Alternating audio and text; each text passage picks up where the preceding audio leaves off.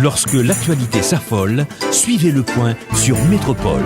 Le Point, tous les matins à 8h30, reprise 1h30. Le Point est une courtoisie de MSC Trading et la BNC. Le plan épargne retraite BNC, une assurance pour votre famille et vos employés. Bonjour et bon début de week-end sur Métropole. Selon un rapport publié récemment par la Banque mondiale, Haïti est le 3e pays le plus urbanisé de l'Amérique latine et des Caraïbes. Dans les années 90, 50% de la population vivait en milieu rural. Maintenant, plus d'un Haïtien sur deux vivent dans la ville, dans les villes. Cette situation est considérée comme plus ou moins catastrophique puisqu'on parle d'urbanisation féroce. Comment rendre nos villes résilientes? C'est la question qu'on va poser ce matin à nos deux invités. On parle de Sabine Malbranche, qui est architecte urbaniste, et Ginette Mathurin, ingénieure civile et sanitaire. Mesdames, un plaisir de vous avoir ce matin. Bonjour Sabine Malbranche. Bonjour Nagao. Ginette Mathurin. Bonjour. Bienvenue chez vous, vous êtes de retour, ça fait longtemps. Ça c'est vrai, ça fait très longtemps. Très longtemps qu'on ne s'est pas vu à la maison. C'est un plaisir et une fois de plus de faire une petite causerie et avec la population haïtienne. Tout à fait. Comme annoncé ce matin, on va parler urbanisation et notamment les conséquences.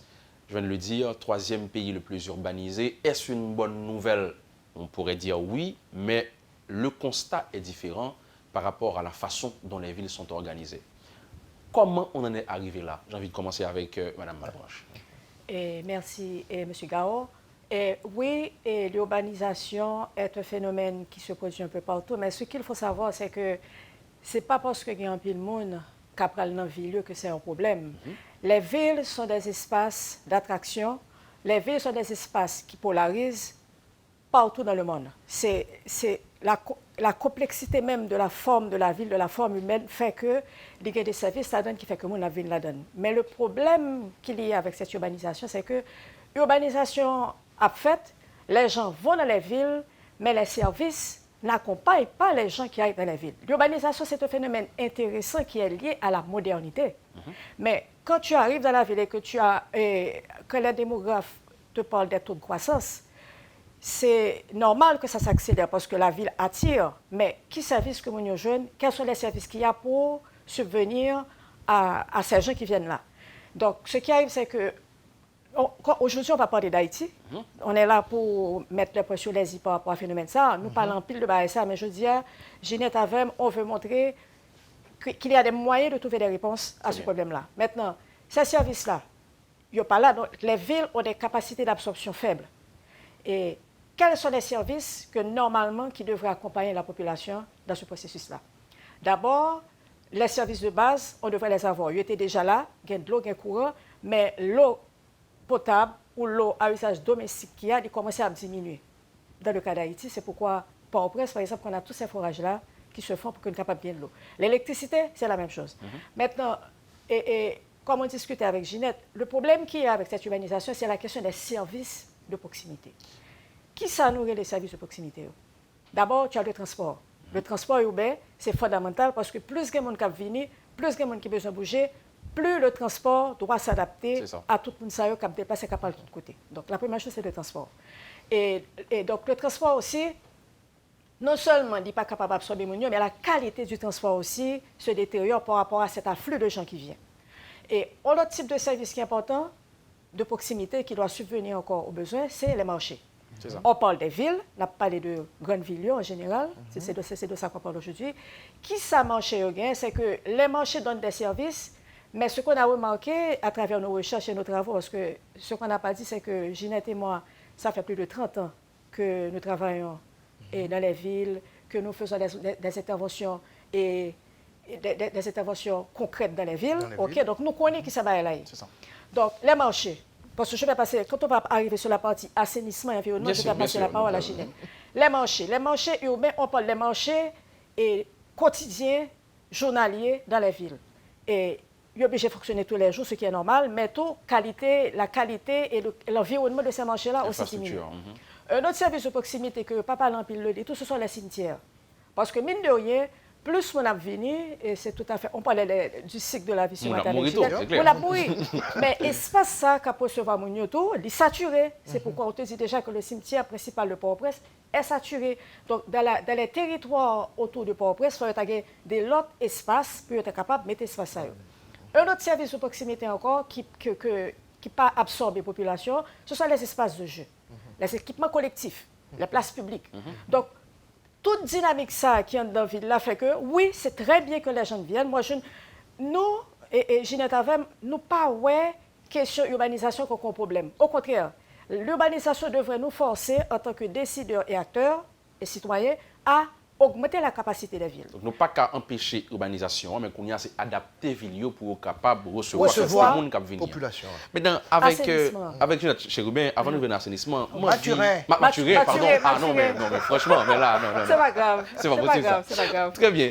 Et moi, vie garder, qui ça t'a expliqué que, j'aime ça dire, là, récemment, tu as 50% de monde qui vivent en milieu rural, et puis, brusquement comme ça, ville là, vient prendre tout le monde, nous parler de plus d'un Haïtien sur deux descendre dans la ville. Ça qui a expliqué ça. Attraction vers la ville, ça, c'est ça qui a expliqué. En fait, attraction vers la ville, ça, c'est que, principalement,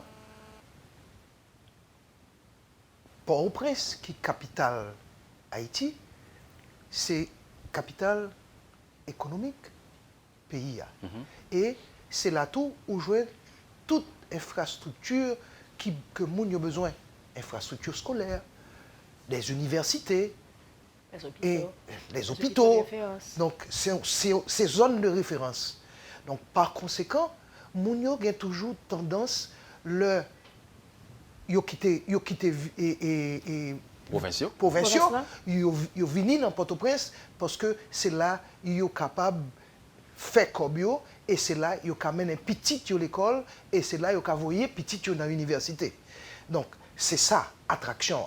Mais ville principale yo pas construit pour yo te gagner pour absorber millions d'individus. Ça. Et jusqu'à présent, pas jamais aucune planification urbaine, d'accord, qui permette que nous capables d'accueillir les gens d'une manière que nous senti bien dans le vécu. Donc ça veut dire, c'est pour une perception que c'est dans la ville là que bien là est, mais c'est plutôt parce que côté moun yo service déjà pas le joindre. Pas le joindre. Donc c'est ça. Résoudre le problème, enfin, on ne peut pas dire résoudre le problème, puisqu'on dit que c'est pas un problème nié. Et manier phénomène ça, il n'est pas seulement adapter services pour les gens qui sont dans la ville, mais c'est vrai comment on décentraliser tout, on sait des services pour empêcher que tout le monde soit venu dans ces espaces qui va faire pour tout le monde. C'est ça. Alors, décentraliser et déconcentrer. Déconcentrer aussi. C'est deux bagages différents. Oui, parce que, moi, je pense que il y a une raison qui fait que nous avons fait travailler ça tout, c'est parce que après toute ces 10 dernières années, nous n'avons pas la jeunesse, il y a un pile catastrophe naturelle qui fait. On a eu des séismes, des inondations, des cyclones, pas besoin de citer. Et par rapport à ça, on s'est rendu compte que non seulement ville, il n'y a pas de service, mais que ce soit les territoires des villes ou les territoires en milieu rural, la résilience, nous pas que ça. Ouais, nous pouvons connaître qui gens pour nous faire pour que s'il y a des difficultés par rapport aux risques naturels, comment on doit faire. Ça. À cela s'ajoutent les risques, tous les risques urbains que nous gagnons dans la ville, parce qu'il y a les risques naturels et puis il y a les risques urbains qui sont créés par l'homme dans les villes. Tout à fait. Maintenant, on a parlé de urbanisation, ou dit c'est un problème lié globalement, mais on regarde les constats aujourd'hui. On regarde Port-au-Prince, on gagne l'hôpital, on gagne canapé vert, nous disons chaque jour c'est des gros dangers qui sont sous tête nous, gens moun construit.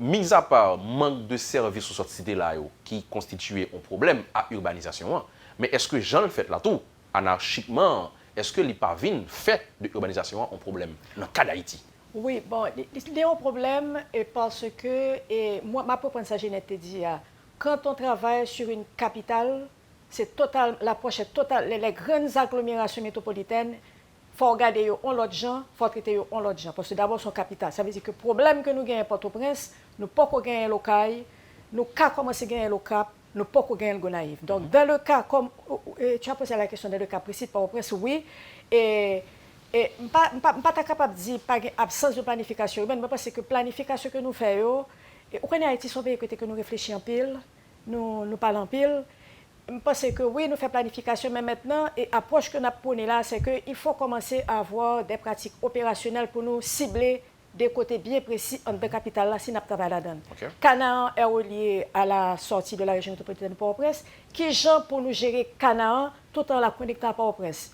Et mon hôpital, et Cité Soleil. Donc, il faut prendre, pas capable de dire, nous pas capable de prendre ville là par morceau, mais il faut regarder la ville de Port-au-Prince et puis tout territoire qui est dans la périphérie pour voir qui jeunes capables d'intervenir pour nous ajouter services, pour nous consolider les quartiers, pour nous mettre plus d'équipements et puis pour nous capable de faire que dynamique territoriale là capable d'enclencher malgré croissance population qui a pesé sur lui. Ouais.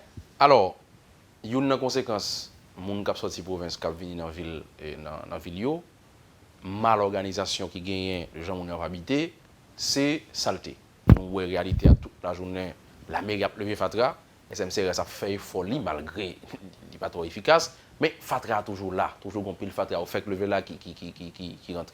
Donc comment on a abordé la question ça général? Eh bien, le problème c'est que capacité service de l'État à gestion et détritus, il est faible, il est trop faible par rapport à population, à besoin de population et à déchets que la population produit. Donc, il faudrait que dans la planification urbaine que l'État gagne là pour faire, il faut que l'État fait une adéquation entre population et déchets population et services que la baille là. Et services sont pas seulement arrêtés à enlever des déchets, mais il faut que nous traitions des déchets autour. Parce que nous rendons compte, semaine qui sont passées, nous avons une semaine qui est très pluvieuse. Et nous rendons compte que toute plage nous affectée. Parce que toute détritus atterri sous plage. Or, nous dit que nous ouverts au tourisme. Si nous ouverts au tourisme, premier élément qui intéresse le tourisme, c'est plage. Donc, si nous ne sommes pas capables de traiter des déchets dans la ville et que déchets ça a pollué plage, nous ne pas qu'à dire nous ouverts au tourisme. Parce que premier bagage pour nous capables de faire, pour nous attirer le tourisme qui besoin de venir dans la plage, c'est pour nous assurer que l'eau en mer que y a pris bien là-dedans, est safe pour santé. Maintenant, nous connaissons plusieurs instances. La mairie a pour là-dedans, mais il y a une instance même qui est la SMCRS qui existe pour la zone métropolitaine. Et récemment, il y a une disposition qui fait prendre là pour changer la SNCRS pour mettre au niveau national. Est-ce que il y a une faiblesse de réflexion au niveau ça ou une faiblesse d'action? Je pense qu'il y a une faiblesse de réflexion et une faiblesse d'action. C'est les deux. Okay. D'accord? Parce que si SMCRS, Jean lié, il pas suffit pour faire nettoyage détritus en dedans capitale là, soumettez-le au niveau national, il faut qu'on fasse une décentralisation de services là.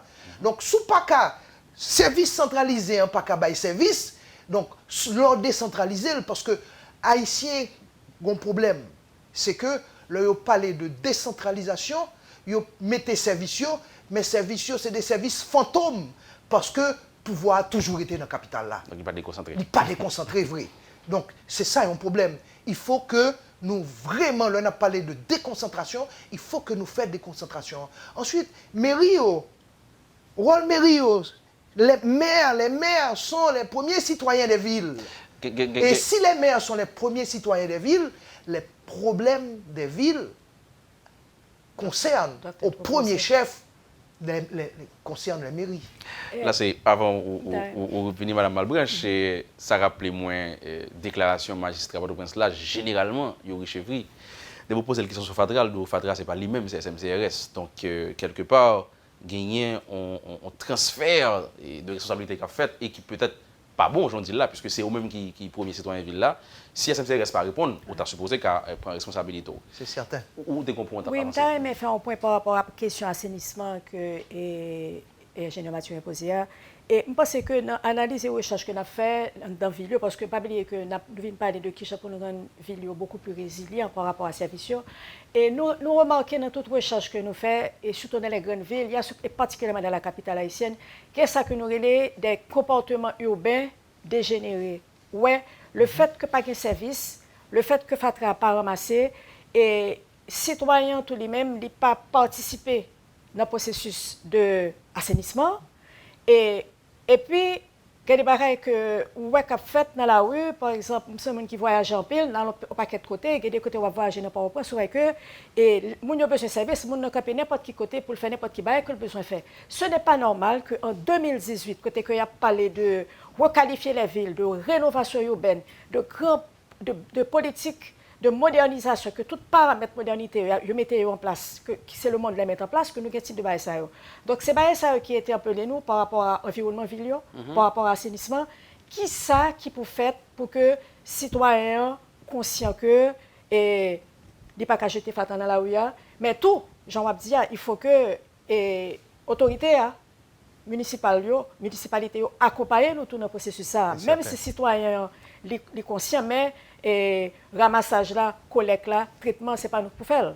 Mais il faut créer quand même une synergie entre deux quartiers, par exemple, pour nous être capable de résoudre le problème. Donc, à blâmer, ce n'est pas seulement les citoyens qui jetent Fatra, mais c'est peut-être l'État qui va avoir l'autre possibilité. On ne peut pas parler de blâmer, M. Gao. Oui, je pense que là, question extrêmement complexe parce que je pense qu'on a ici que nous faisons en pile, nous blâmer en pile, et puis on prend de manière positive.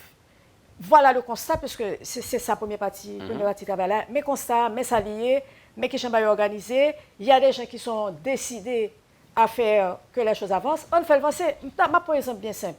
Et nous allons à Barcelone, et puis nous allons visiter la ville là. Et puis nous travaillons avec la municipalité de Barcelone, qui est bien sûr 400 urbanistes qui travaillent là-dedans. Donc, la municipalité décide de 400 urbanistes. Je ne parle pas de l'ingénieur municipal, je parle de l'urbaniste, vous imaginez ce que ça veut dire. Combien de Et alors, qui ça a fait en tant que communauté ça pour que le assainissement et que le propre, il a fait des concours de beauté. Qui est le plus bel quartier qui est dans la ville de Barcelone. Et ce concours, ça prenait 6 à 8 mois pour que tout quartier mette le maximum de fleurs, le maximum de plantes, le maximum d'innovation pour être capable de faire quartier belle. Et puis, on fait concours là, et puis quartier plus belle là, municipalité à, balle des prix, etc. Est-ce que dans la dynamique d'une approche positive et d'action concrète et réelle, nous réfléchissons assez, est-ce que nous-mêmes, nous ne sommes pas capables de venir, et c'est ça peut-être objet et projet nous, porter des solutions innovatives, concrètes, ponctuelles, on nous fait, on voit si la marché, go machine que nous mettons en marche, mais dire que et si tu ne sais pas faire travail, que nous ne pas faire travail, nous pensons qu'il faut dépasser ce niveau ça pour aller dans une approche beaucoup plus constructive et active, parce que nous sommes des femmes de terrain. Ça a été très difficile pour nous d'être là ce matin. Ouais. Okay, nous, c'est terrain, nous faisons, nous connaissons comme nous voulons. Donc, on nous essaie de faire un chose pour que nous soyons réveillés ça. On nous changer figure, ville, que nous vivons là-dedans. Et c'est ça, thème émission ça là, je dis. Très bien. Allez-y, madame. Et je pense tout que il y a un bail qui est très important, c'est que il y a des sites dans la capitale là que l'État doit empêcher que les gens construisent là-dedans. Ouais. Parce que nous connaissons particulièrement, mon hôpital là, nous connaissons c'est sable que lié, c'est carbonate de calcium que lié. Il n'y a pas de roche là-dedans.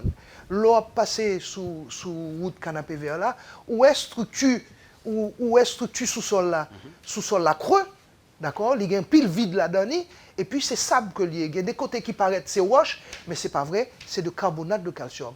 Donc nous prenons exemple de séisme déjà, et nous voyons qui traîne que de malheur que ça portait pour nous. Mais moi que et dirigeants ils étaient plus enclins à sortir moun sous tente là que chercher une solution pour abriter et qui ça fait que moun yo sorti sous tente et puis il a le construit anarchiquement sous monde l'hôpital là qui ont danger. Imaginez-nous que l'autre tremblement de terre fait même genre pour catastrophe que nous qui t'est passé nous et 12 janvier, d'accord, la pire que 12 janvier, parce que Kounéan, l'on regardé, nous voyons que l'hôpital là est totalement habité par des petites constructions qui font n'importe qui genre, et si nous songeons bien, si nous avons mémoire, nous rendons compte que c'est tout ancien fait, bâtiment qui est écrasé, qui construit Kaisa. Oui. Donc, nous avons un malheur pendier sous tête nous.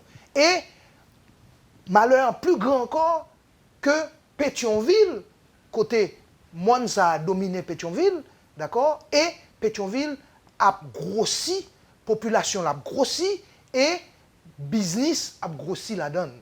Donc, nous dit que toute population Port-au-Prince est tombée sous Pétionville et tout centre commercial là vient monter Pétionville, d'accord? Et puis, pour Pétionville, non situation comme ça, côté anarchiquement, tout le monde qui entoure là, dit habité par n'importe quoi. Donc, c'est un gros danger que lié. Et dire que tu as des mesures qui étaient prudentes pour lutter contre ça.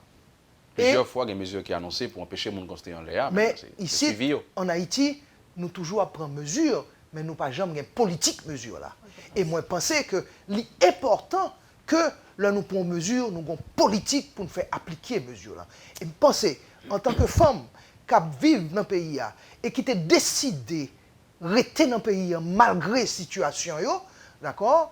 Et moi, je pense que l'île pour qu'en Haïti, il y ait une dictature de la loi.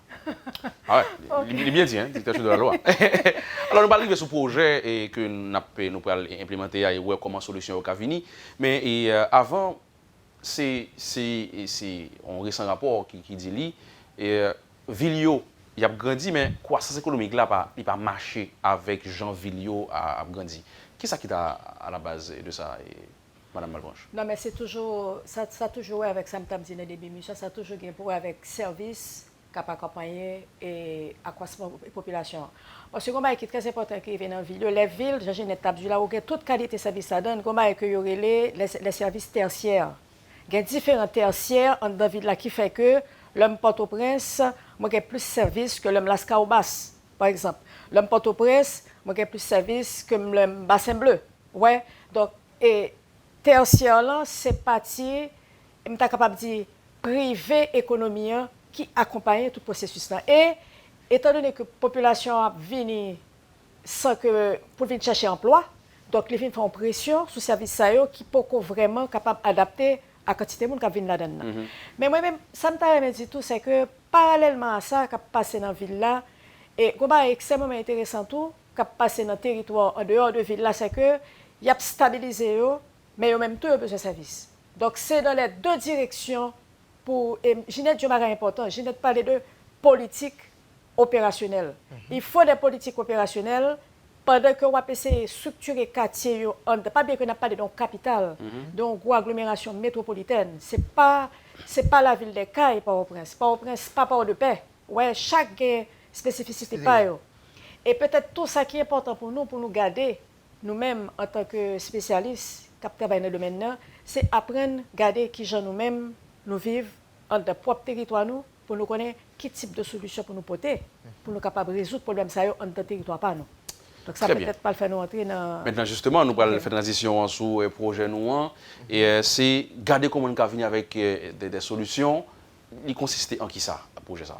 Bon, le projet ça, c'est pas capable de dire c'est une folie. Il faut faire des bagages pour voir si on peut marcher. Il faut rêver grand, il faut une ambition. Merci. Je pense que nous ne pouvons pas rêver petit, il faut rêver grand, plutôt que rêve la grand et que nous réajustions. Bon, Ginette avant, nous avons pile d'expérience, nous accumulons un paquet d'expérience. Nous sommes des femmes qui avons vécu, et nos maris sont morts, et nous avons avancé, nous avons enseigné. Okay? Et nous avons un peu d'expérience par rapport à qui sa dynamique territoriale là, qui sa qu'on ville, qui sa qu'on milieu rural. Et puis nous disons pour qui ça nous pas monter un programme de formation côté que nous pourrons développer pour les décideurs et les acteurs du développement des outils qui pourront permettre ponctuellement et concrètement agir soit sur des villes comme Port-au-Prince, soit sur des villes, des autres villes, et dans le processus de réflexion que nous faisons, nous réalisons que il y a beaucoup de rapports qui sont sur les pays du tiers-monde, mais je suis désolée pour ces grands experts. Haïti a une spécificité pâle, Haïti a une histoire pâle, Haïti a une culture pâle. Nous avons des formes d'habiter qui sont différentes des formes d'habiter à New York City, Manhattan. C'est clair. Ouais. Ça nous claire sur ça. Clair. Nous avons des pratiques spatiales qui sont totalement différentes des pratiques spatiales à la Dominique ou à la Martinique. OK, donc l'idée de ce projet, c'est de regarder nous-mêmes qui j'en nous vivent, prendre en compte patrimoine matériel et immatériel dans le territoire nous, pour nous connaître qui gens pour nous développer, qui côté pour nous mettre service.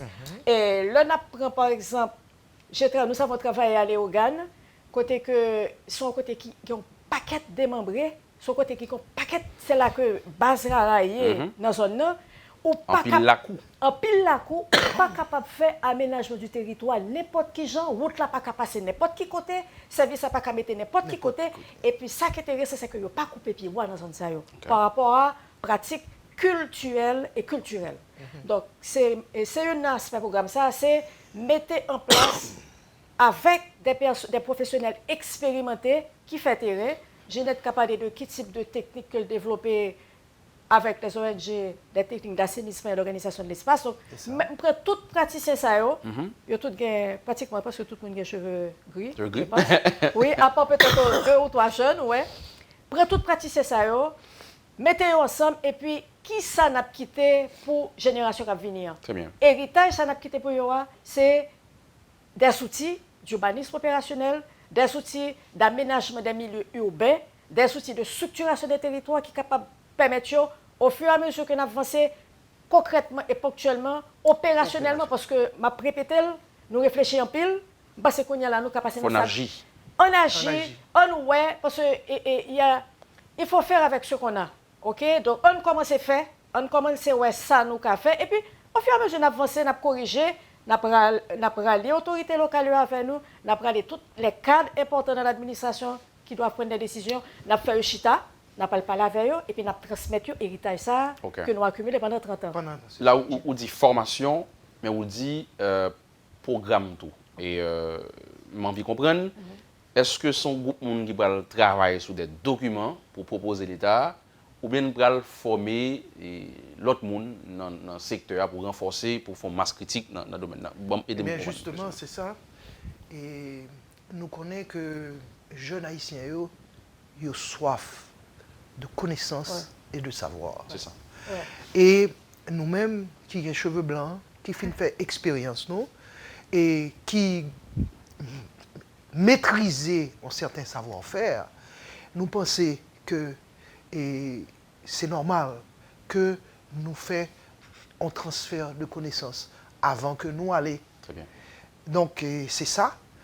Nous cibler, transmettre connaissances nous à de jeunes haïtiens qui voulaient recevoir connaissance ça, de manière à ce que, au lieu il y a le tâtonner pour faire expérience nous, pour arriver dans la limite nous, d'accord, pour partir de limite nous, pour aller plus devant. Maintenant, parallèlement, on peut concevoir tout, des matériels, des concevoir outils. des matériels, nous concevoir des outils pour nous transmettre. On a déjà, j'aime bien mes différents programmes. C'est un programme de formation spécialisée et dans ce programme-là, on a monté ce qu'on a appelé un master en pratique spatiale de 45 crédits qui a fait sur 3 semaines avec un projet professionnel. Un bail très sérieux, très structuré.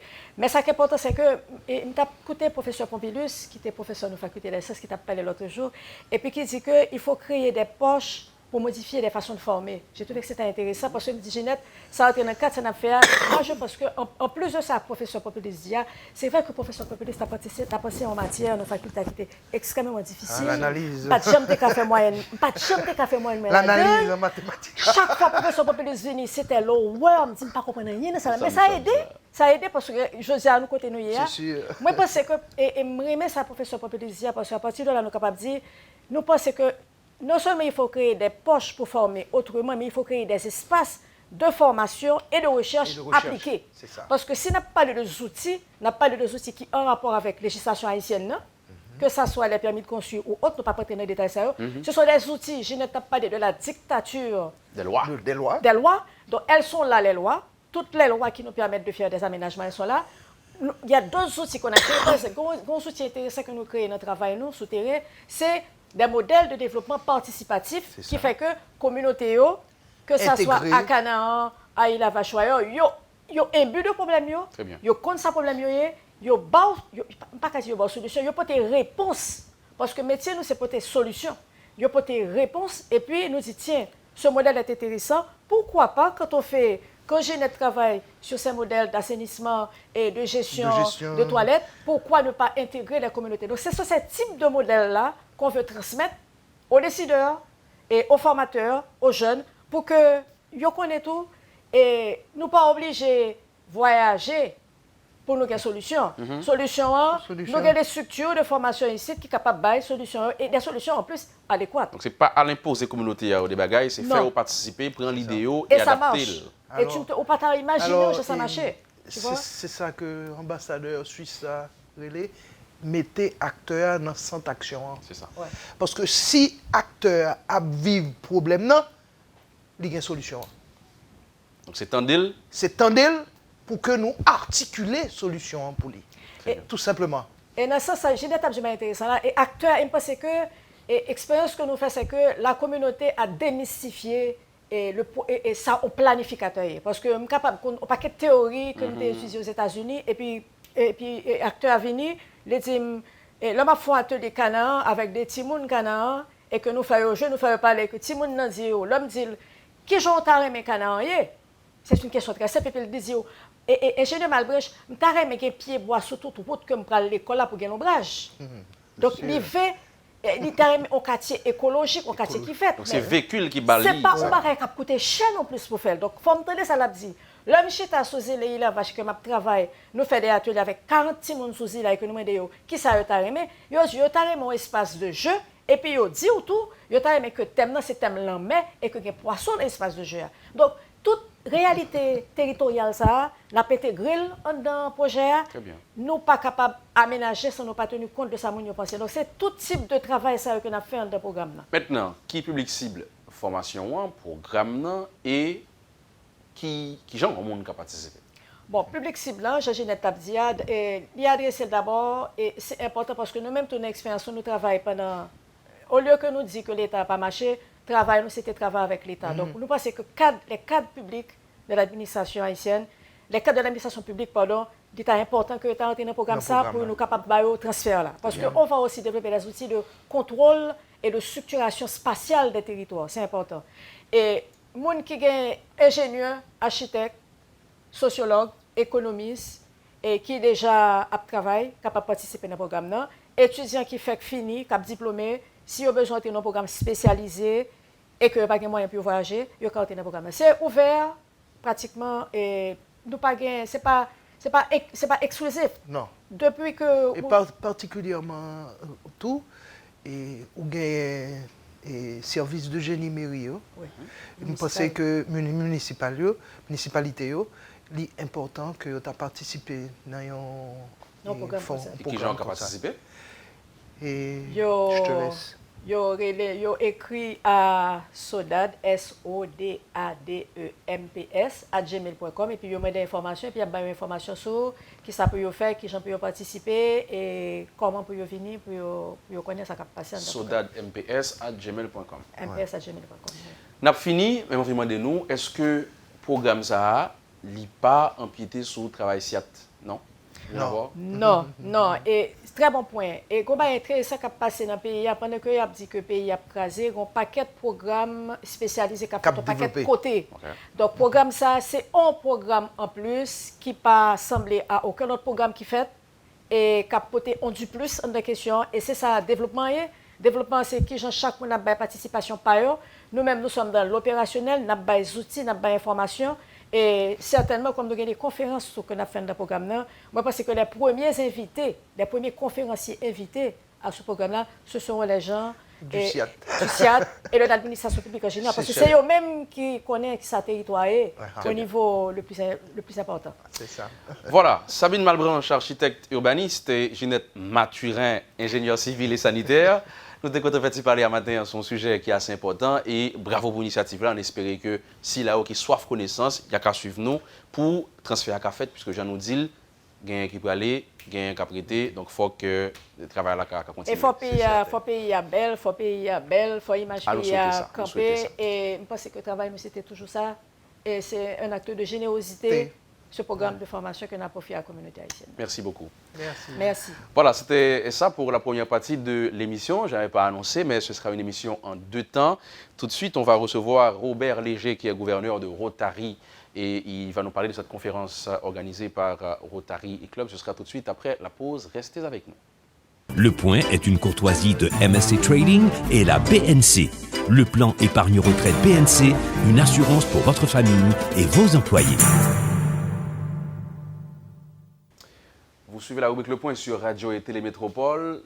Seconde partie de l'émission, comme annoncé, on reçoit Robert Léger, qui est gouverneur du district 70-20 du Rotary Club International.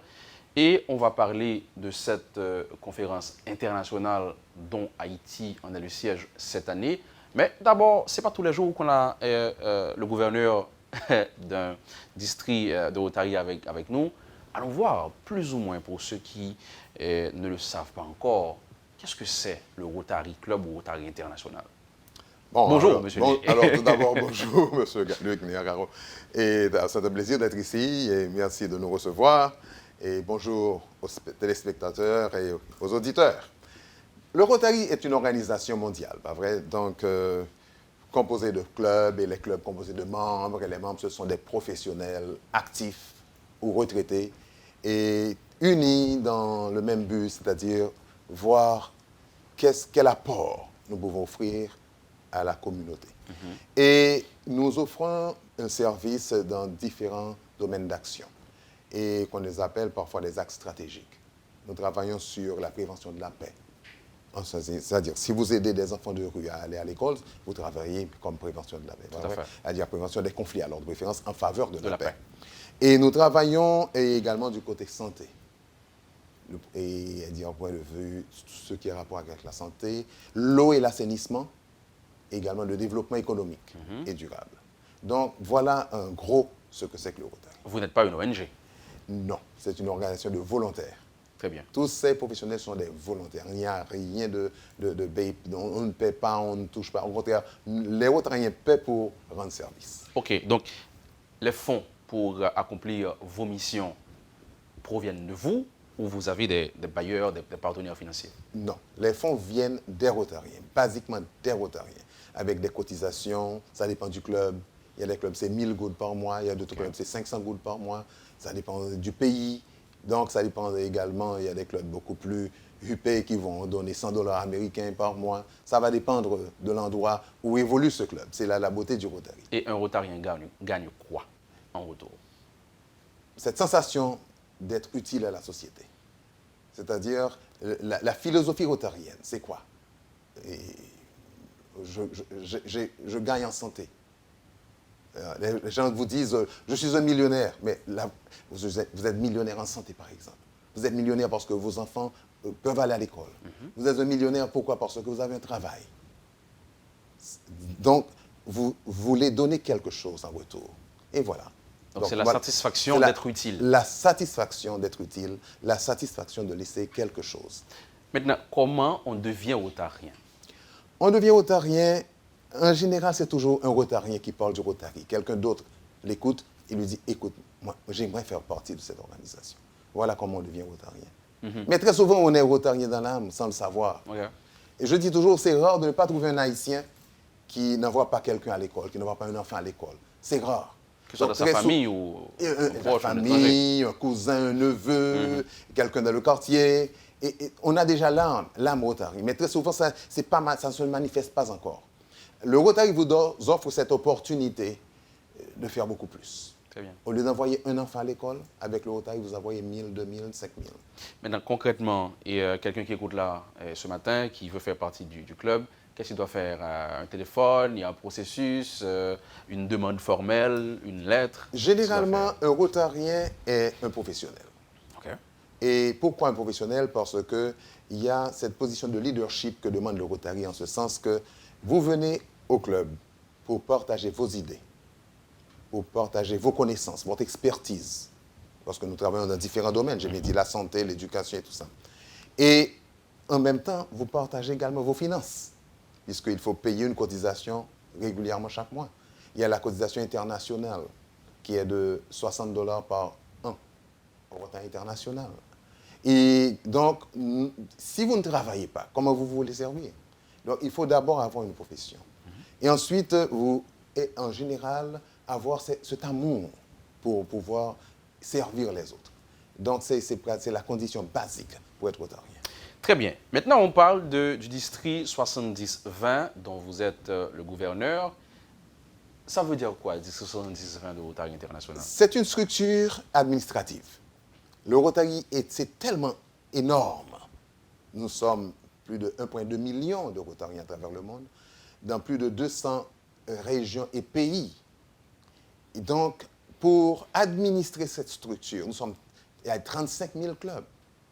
Et il y a également les Rotaraxiens. Ce sont les jeunes de 18 à 30 ans qui ne sont pas encore prêts à devenir Rotariens. Ou bien, pourquoi? Parce qu'ils sont jeunes, ils ne veulent pas être avec les gens moins jeunes.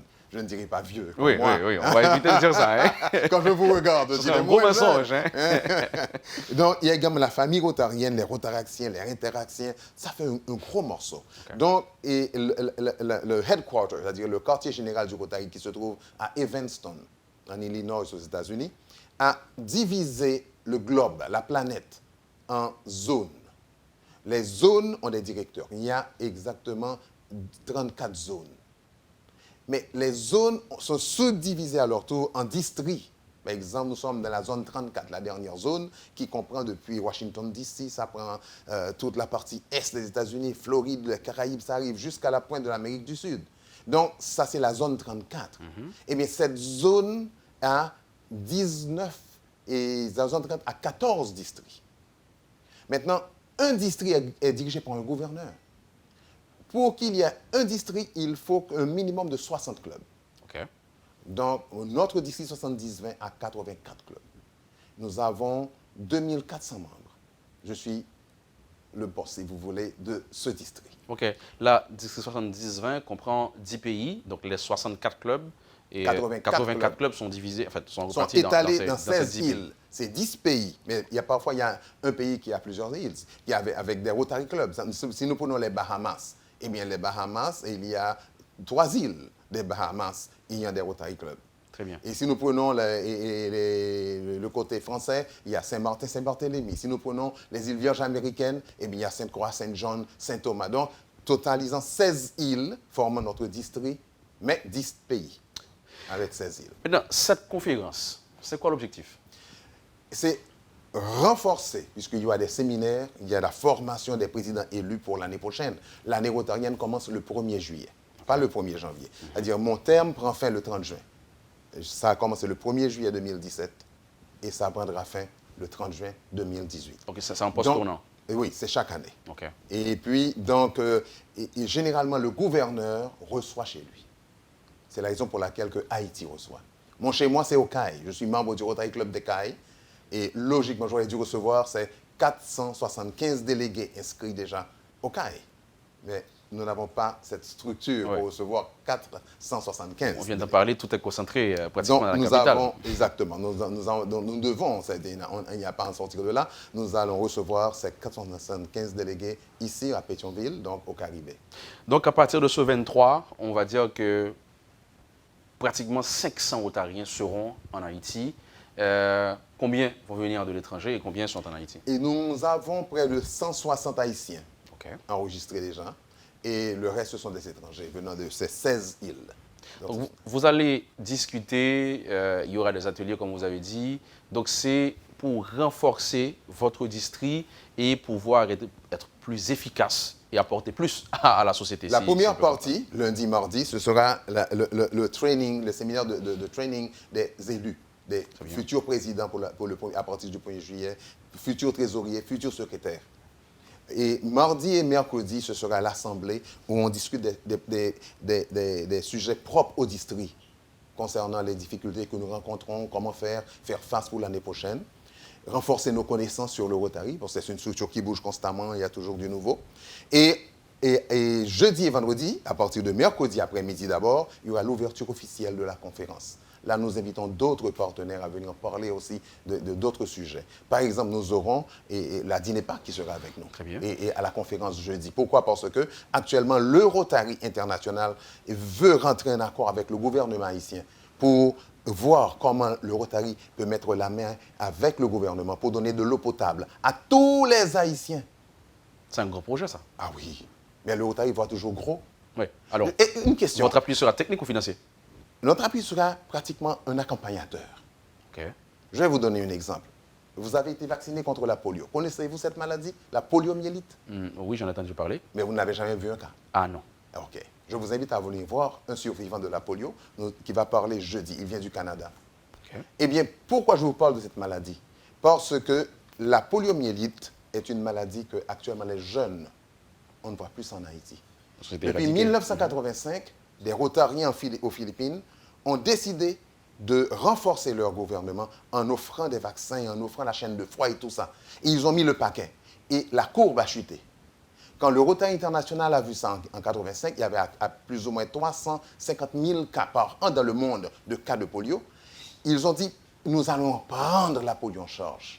Et ça va devenir notre priorité numéro 1. Et maintenant, de ces 350 000 cas, en 2017, il n'y a eu seulement que 6 cas de polio dans le monde entier. Il n'y a plus eu de cas en Haïti. Mais c'est grâce au Rotary. Les gens ne savent pas ça. C'est grâce au Rotary et aux Rotariens qui mettent leur argent ensemble pour les vaccins, la chaîne de froid, les agents. Bien sûr, ils ne donnent pas ça directement. Ils passent à travers des partenaires tels que l'Organisation mondiale de la santé, à travers le CDC Atlanta. Donc, les gouvernements reçoivent ça de ces structures, qui sont nos partenaires. Et maintenant, Bill Gates, qui a vu l'impact du Rotary, maintenant veut faire partie de ce mouvement. Maintenant, il est aussi un partenaire du Rotary pour combattre ce fléau. Donc, nous avons presque terminé avec la polio dans le monde entier, puisque le Rotary a dit, nous voulons terminer avec cette horrible maladie.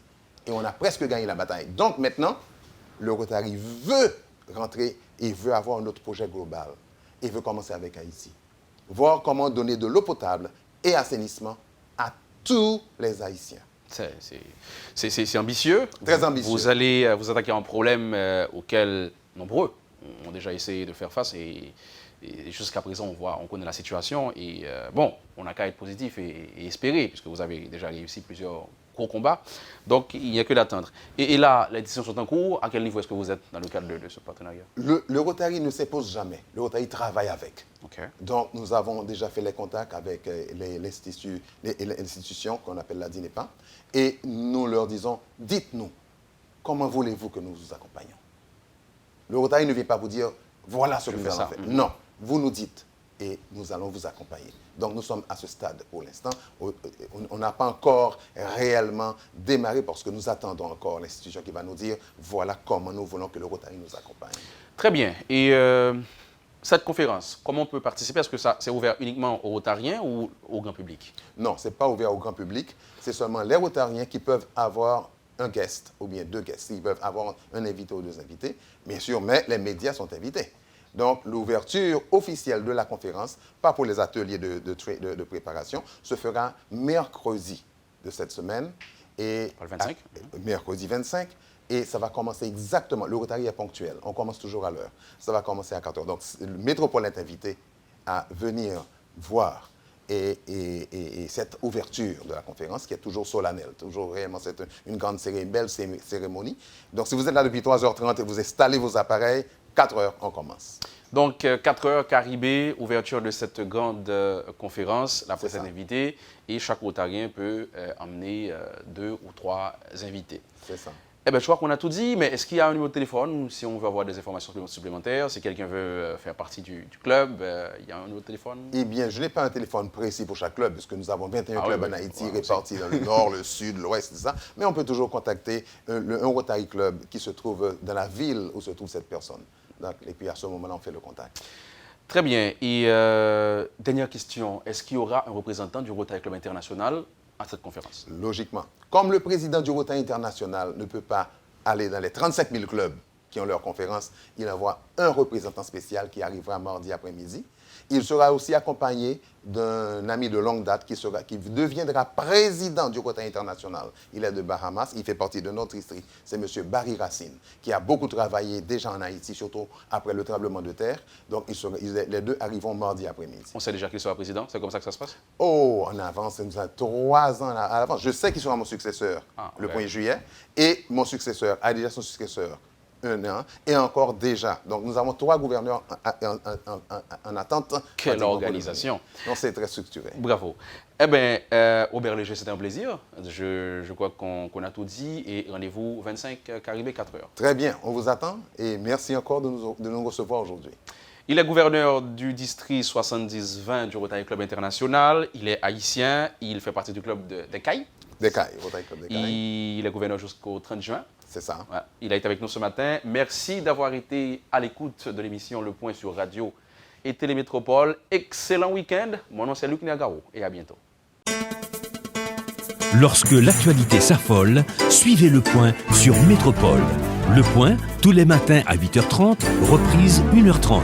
Le Point est une courtoisie de MSC Trading et la BNC. Le plan épargne retraite BNC, une assurance pour votre famille et vos employés.